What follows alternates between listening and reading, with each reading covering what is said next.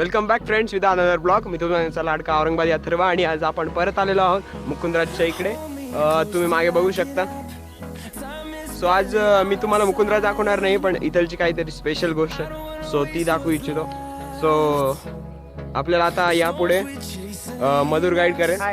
So मी आता camera त्याच्याकडे देऊन टाकतो, जेणेकरून तो तुम्हाला काय सांगायचं ते सांगू शकेल. सो चला आता तिकडेच जाऊया, मग मधुरच कंटिन्यू करेल.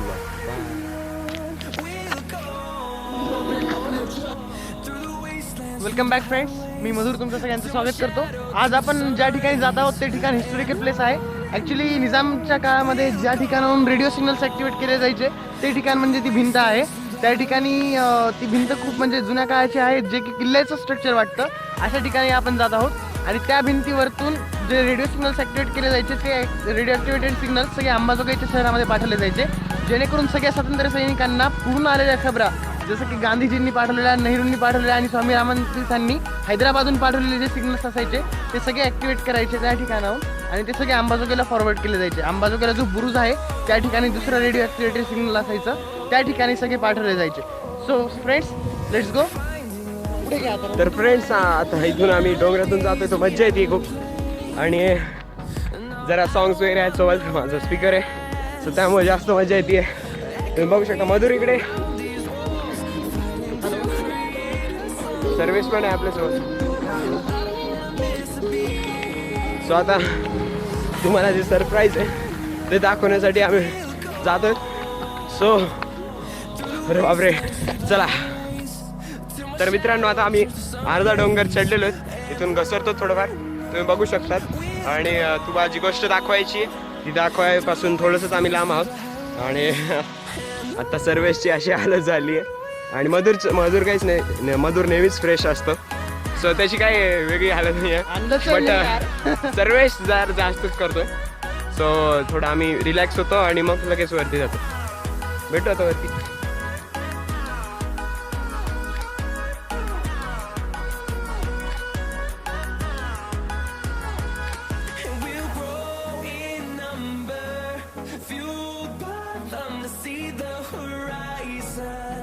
Turn us to thousands, and we'll grow in number, fueled by them to see the horizon. Turn us to thousands, and on we'll go, through the wastelands, through the highways, till my shadow turns to sun rays. And on we'll go.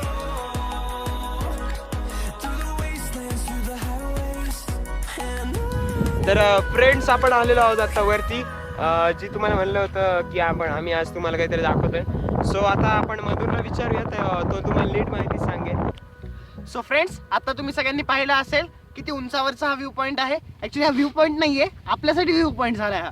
आणि सगळ्यात alone place आहे अंबाजोगाईमधली. कुणी येत नाही जास्त, फक्त गुरु वगैरे चरण्यासाठी आले तर बरेच, म्हणजे गुराखी वगैरे येतात, पण ते पलीकडच्या साईडला असतात, ह्या साईडला कोणी येत नाही.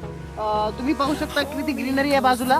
आणि सकाळी सकाळी जेव्हा आम्ही आलो होतो ना, तर तेव्हा सगळ्या ह्या साईडला पूर्ण थंड हवा होती, असं वाटत होतं जसं आम्ही AC मध्ये बसलोय.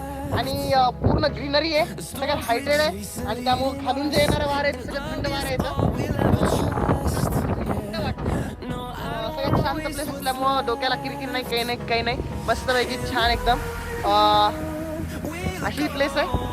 ठीक आहे, चला मग आता तुम्हाला सांगतो मी ह्या ठिकाणची वैशिष्ट्य काय आहे आणि कशासाठी हे ठिकाण प्रसिद्ध होतं ते. आपण जर सध्या ह्या ठिकाणी जे बसलेलो आहे, तर ह्या ठिकाणी म्हणजे हे जे ठिकाण आहे ते अंबाजोगाईतलं सगळ्यात वरचं, म्हणजे सगळ्यात हाईटचं ठिकाण आहे. आणि ह्या ठिकाणी स्वातंत्र्यपूर्व काळामध्ये ह्या ठिकाणी निजामाची सत्ता होती हैदराबादच्या. तर ह्या ठिकाणी म्हणजे ही जी भिंत आहे, ह्या ठिकाणी स्वातंत्र्य सैनिक वगैरे यायचे आणि ह्या ठिकाणाहून रेडिओ ॲक्टिव्ह सिग्नल्स जे असायचे ते रिसिव्ह करायचे. आणि हेच जे सिग्नल होते ते सगळे अंबाजोगाई शहरामध्ये पाठवले जायचे. अंबाजोगाई शहरामध्ये एक खूप मोठा बुरुज आहे.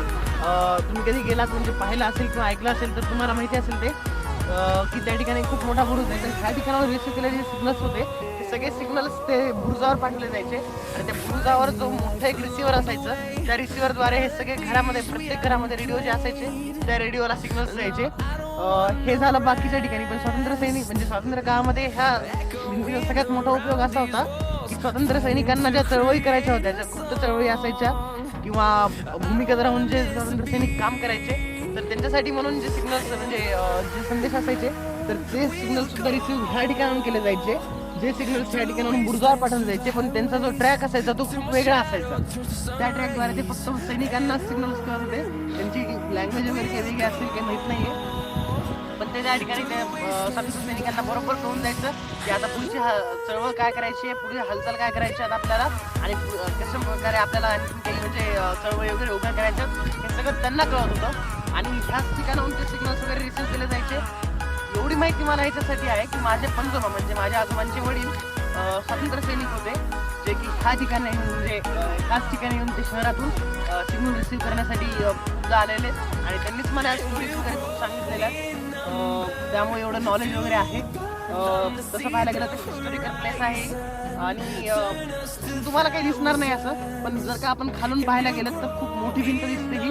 आणि ही भिंत सध्या म्हणजे इथून एवढीच वरते, पण खालून पाहायला गेलं तर त्या साईज जे डोंगरापासून वरते जे जे फ्लॅट सर्कल होता खालच्या साईडला त्या ठिकाणी बांधलेली भिंत आहे ती. आणि एक हिस्टॉरिकल प्लेस म्हणून अंबाजोगाईसाठी कायम करतो. Okay, thank you. तर फ्रेंड्स, आम्ही आता वरतून खाली होतो, सो आम्ही ह्या रोड प्रेफर केला कारण हा थोडा सोपा वाटला. सो आता खाली अजून तेवढं उतरायचं आहे. सो आता जातोय खाली आणि एक दोन फोटो काढतो, जातो खाली. तर आता आपण जाणार आहोत त्याच्या पुढे कुठे, हां रेणुकाईला जाणार आहे. सो बघा आता